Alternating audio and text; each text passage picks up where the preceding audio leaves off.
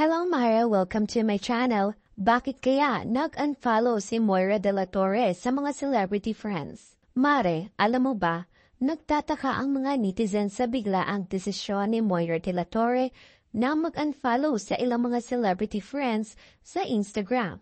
Naging usap-usapan ito sa social media, lalo na dahil sa mga pangalan ng mga celebrities na na-unfollow ni Moira de la Torre, tulad ni Sam Melby, Yeng Constantino, Eric Santos, TJ Monterde, at iba pa.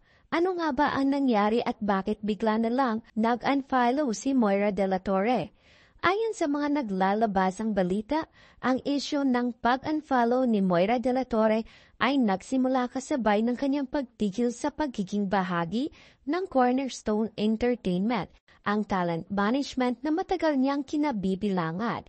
Sinabi ng ilang sources na may mga hindi pagkakaunawaan at mga isyung sa loob ng kanyang management na naging sanhi ng pagkawala ng tiwala sa kanya. May mga nagsasabi ring may mga tao na hindi umano tapat sa kanya at ito ang isa sa mga dahilan ng kanyang pag-unfollow sa mga malalapit na kaibigan sa showbiz. Isa sa mga lumabas na blind item ay nagsasabing nagkaroon siya ng maling akala tungkol sa mga taong tinitingala niya. At ito raw ay nagdulot ng pagkapiko kay Moira de la Torre. Akala niya ay may mga taong kakampi siya, pero sa halip, ang mga ito raw ay nagtaksil sa kanya. Ayon pa sa ilang mga pahayag, si Moira raw ay nag-unfollow sa mga celebrity friends niya dahil sa pagtanggal sa kanya ng Cornerstone Entertainment bilang talent na sinasabing may kinalaman sa kanyang attitude problem. Hindi pa malinaw kung sino ang unang nag-unfollow sa kanila, ngunit ayon sa mga obserbasyon ng mga netizens, ang Instagram account ni Moira ay umabot sa 0 following list.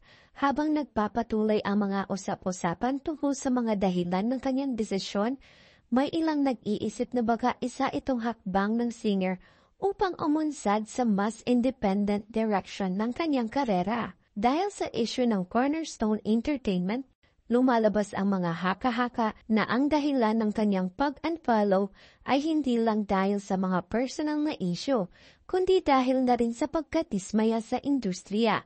Ayon sa ilang mga taga-suporta ni Moira de la Torre, nagsimula raw itong mag-solo at mag-focus sa kanyang sariling pag-unlad bilang isang artist.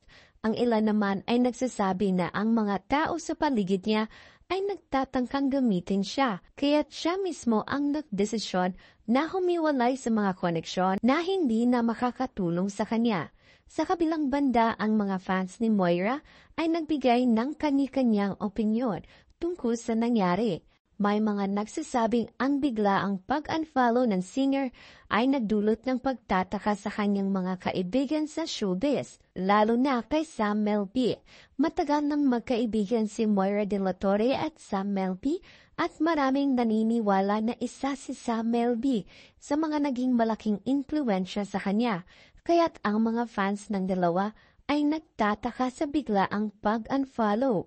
Wala pang opisyal na pahayag si Moira de la Torre tungkol sa dahilan ng kanyang pag-unfollow sa mga celebrity friends at kung siya ba ang unang nag-unfollow o sila. Gayon din, wala pang reaksyon ang Cornerstone Entertainment tungkol sa mga isyong ito. Sa kabila ng mga kontrobersiya, patuloy pa rin si Moira de la Torre sa promosyon ng kanyang bagong album at nakatutok sa pagpapalago ng kanyang karera. Mare, ano ang masasabi niyo sa pag-unfollow ni Moira de la Torre sa mga celebrity friends niya at tungkol sa attitude problem? Yun lang Mara, thank you for watching Mara. Subscribe for more. Don't forget to watch our other videos.